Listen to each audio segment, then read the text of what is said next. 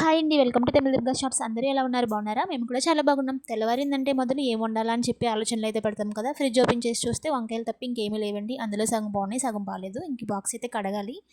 పక్కనైతే పెట్టానండి. సోప్ పెట్టి శుభ్రంగా కడుగుతాను. ఇంకొక రోజు అయితే ఫ్రిడ్జ్ మొత్తం డీప్ క్లీనింగ్ చేయాలన్నమాట. ఈలోపు ఈ పని చేసే ముందే టీ అయితే పెట్టుకున్నానండి. మరిగిపోయింది. ఇంకా టీ తాగేసి పనిలోకి అయితే దిగాలండి.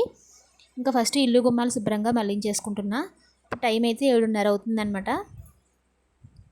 మాకు ఇక్కడ కాంపౌండ్ లేకపోవడం వల్ల ఏంటంటే చాలా దుమ్ము, గాలికైతే డస్ట్ ఎక్కువైతే వచ్చేస్తూ ఉంటుంది. అది కాకుండా జనాభా ఎక్కువ కాబట్టి కాళ్ళతో పాటే దుమ్ము ఎక్కువ వస్తూ ఉంటుందన్నమాట. ఇలా మార్నింగ్ ఒకసారి తుడుస్తామా, మళ్ళీ వంట అయిన తర్వాత సెకండ్ రౌండ్ ఇంకొకసారి తుడుస్తానమాట. ఇంకా శుభ్రంగా కాళ్ళు చేతులు కడుక్కొని దీపారాధన చేసుకున్నానండి. ఇవాళ పౌర్ణమి కదా, అరుణాచలంలో చాలా బాగుంటుందన్నమాట.